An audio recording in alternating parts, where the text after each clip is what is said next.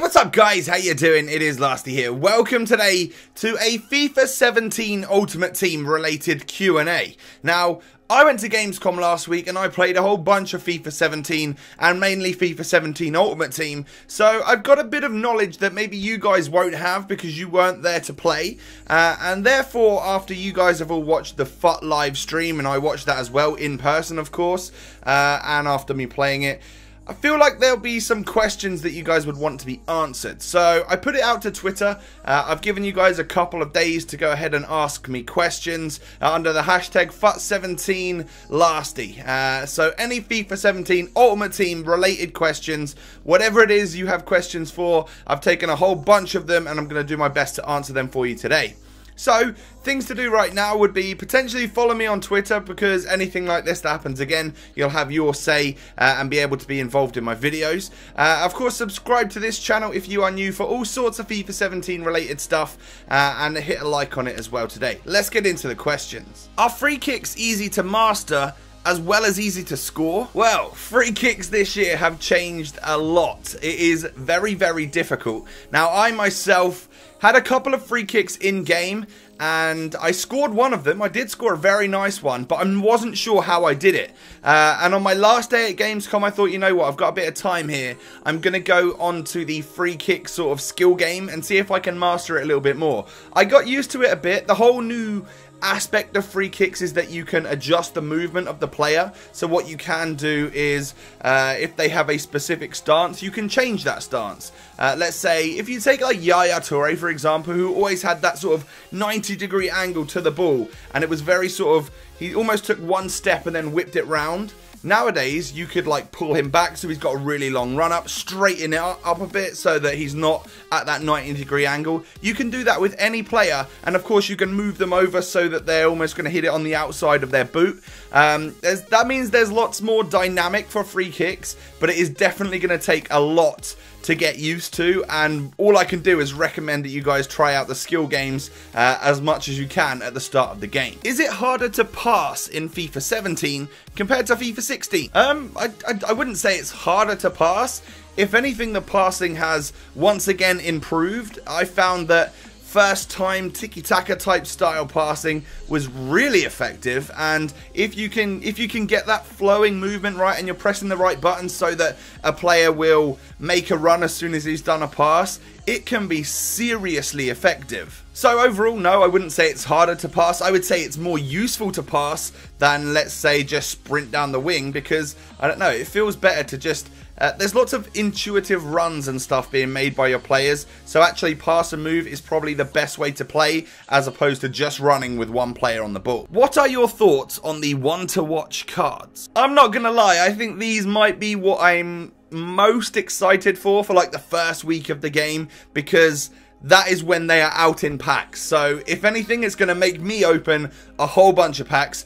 For you guys that don't know what they are, we haven't had that much info on them, and I can't say I've had any experience with these players at all. So I'm just taking what I've heard in the live stream, is that what these one-to-watch cards are some special items giving out in the first week of Ultimate Team. You'll be able to pack them during that first week, and that first week only. What will happen to these cards is they will be live boosted if and when that player gets an inform and a second inform and a third inform throughout the year. So it's a totally different concept on what we've ever seen, you know, because normally, let's take Pogba for example. He has like an 86 rated card on FIFA 16, then he gets an 87 rated inform, and then if he gets an 88, well, you kind of want to have sold that 87 because he's not going to be worth as much anymore. There's a better version of him out. I'm sure that will still carry on as normal. There will be loads of different items of these players.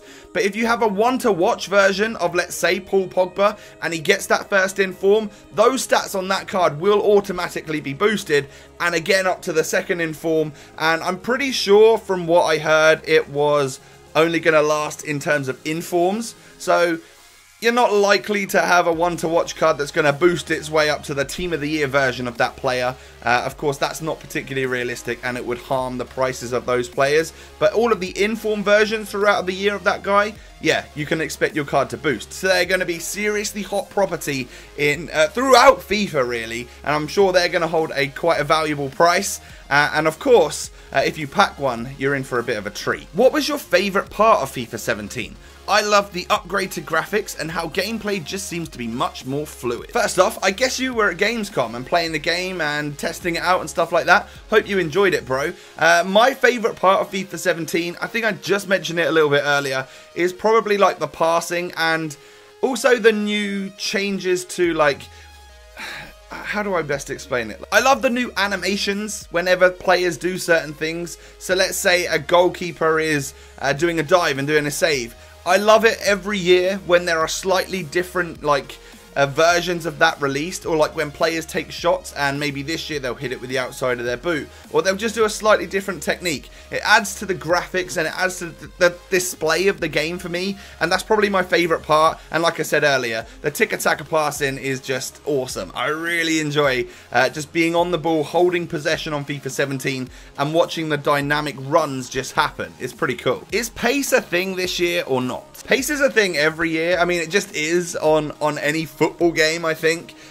So as much as I don't think it's going to be stupidly overpowered, but I think pace is always a thing. I had a lot of success with Aubameyang, for example. I mean, he's actually one of the higher rated, very, very fast players, so you would expect to have a lot of success with that player. Whether or not, you know, you get like a silver player who's rapid, but then getting in front of goal, he won't be able to finish for toffee, then I don't know, you know. I'm sure pace will still be somewhat of a thing in FIFA 17. It always is in every FIFA. I just think pace is a very useful thing to have, right? Does the game live up to the hype that it's been given? Hell yes. What are you most excited for in FUT? FUT Champion, Squad Builder Challenges, etc. Two things. I'm very excited for Squad Builder Challenges. You guys know that my whole channel is based around like actually playing the game and like building different teams to certain standards and stuff. So I'm really excited for Squad Builder Challenges, or Squad Building Challenges, should I say. That's the correct term for it. I really like that. I tried a couple of them out when I was in Gamescom. And we managed to complete some of the very challenging, advanced squad building challenges. So I think it's going to be interesting, especially if they keep changing them up each week in and out.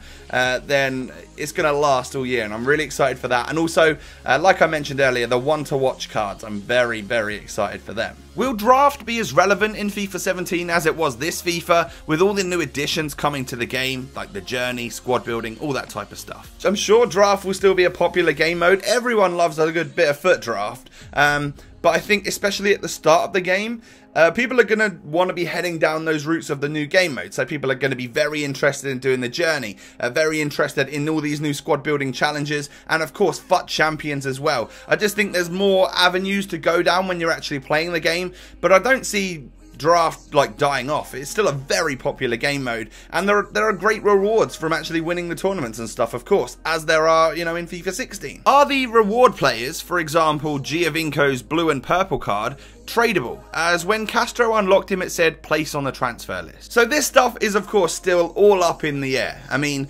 the specific squad building challenge that Castro was given during the FUT Live livestream was a special one for the FUT Live livestream.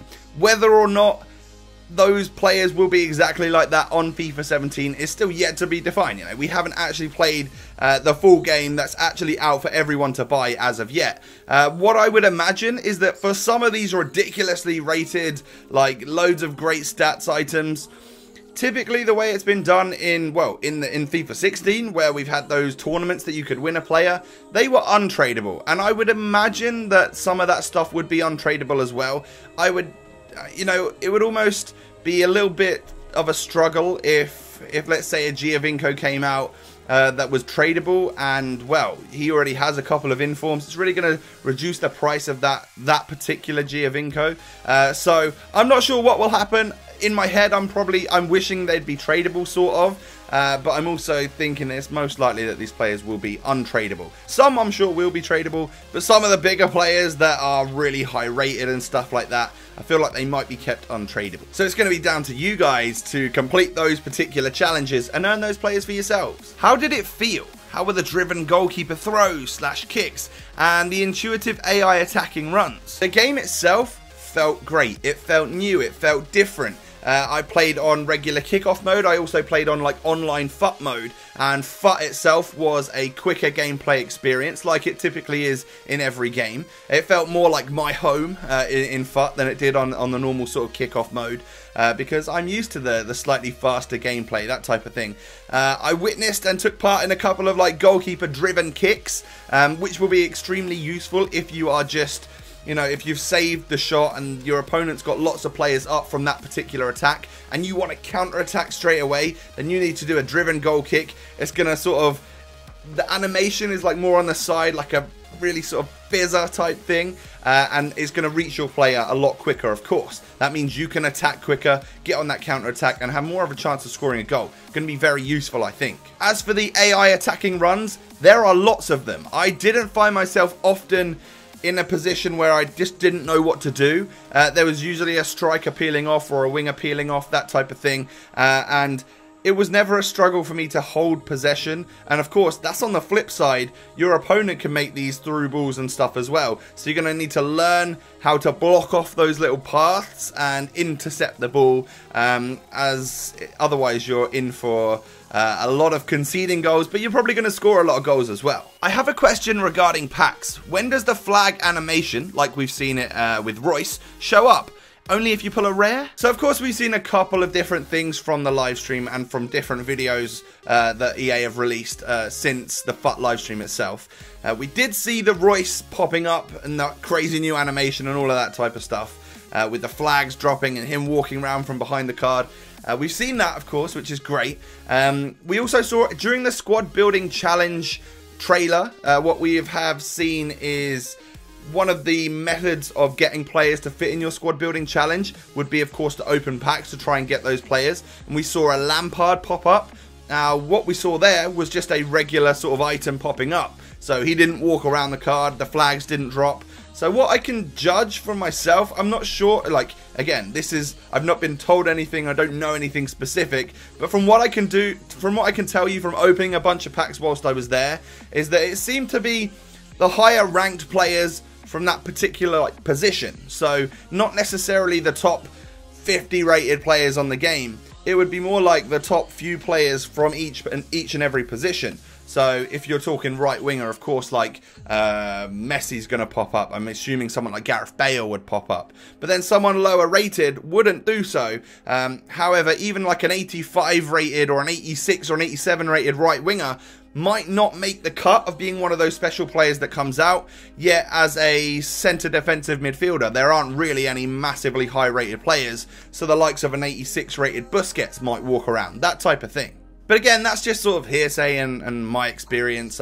You don't know what they're going to change or how it actually works until the full game drops. Do you think FUT Champions game mode will be abused for coins? And also, do you think squad building will be good? Abused, I think, is totally the wrong word. I think FUT Champions will be played a lot. It's going to be the most competitive FIFA ever. And of course, with the most competition comes the best rewards. Therefore, if you're good and if you want those better rewards, then yeah, you're going to need to put time into FUT Champions. So I think a lot of people will be doing that week in, week out. I'm going to give it my best shot. I'm not particularly great at any FIFA, so I'm sure it won't be, I won't be getting the best rewards each week, and you know, but maybe I'll get some along the way. And do I think squad building will be good? Yeah, I mean, I've built a few squads on Ultimate Team. The squad building challenges are pretty awesome as well. Overall, that's more my scene, is the squad building type stuff.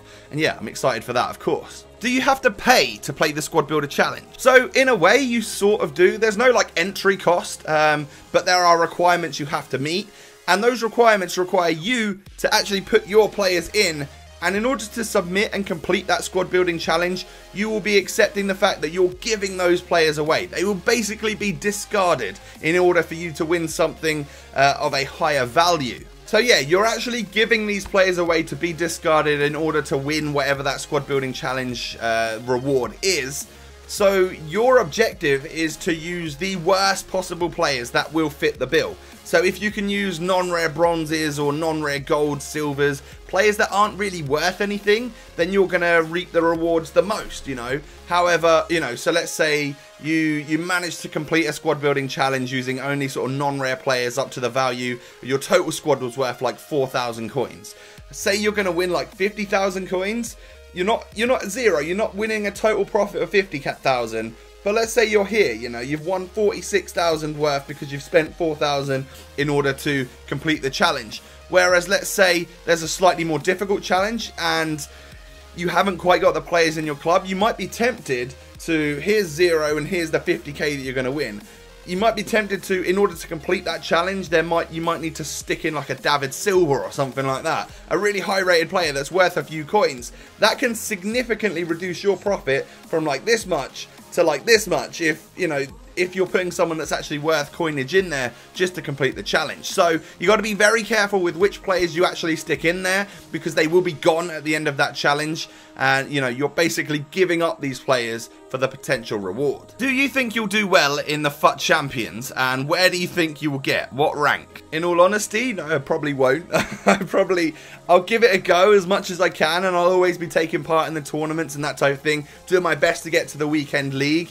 But at my level of FIFA, like, I might even struggle to get into that weekend league by winning the tournament. So it's not going to be an easy thing. It's going to be super competitive for everyone. And where do I think I'll get? What rank do I think I'll get? I don't know, like, I definitely won't be in like the top 100 or the gold and the elite and all that type of stuff. But even if you do make it to the weekend league and let's say lost every game or didn't really, or I guess you have to participate in at least one game, there's still a reward, you know, you'll still get something for participating. So everyone's a winner at the end of the day. So there you have it. That is my little Q&A based on what you guys have asked me from Twitter regarding FIFA 17 and FIFA 17 Ultimate Team for the majority of it, I guess.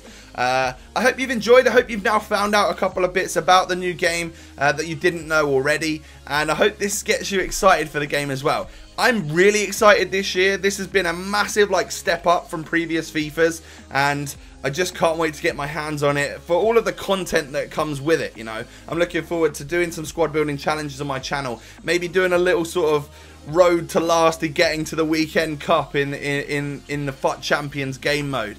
Maybe we'll even pack a one to watch player. I don't know. I just see loads of content there, and it's going to be a tough month for me to wait until I actually get the game. Looking forward to it. I hope you guys are too. If you wouldn't mind hitting a thumbs up on today's video, that would be great. And of course, subscribe to my channel if you are new for more FIFA 17 Ultimate Team news, information, and content when it's finally here. Thanks for watching. Have a great day, and I'll catch you next time, guys. Peace.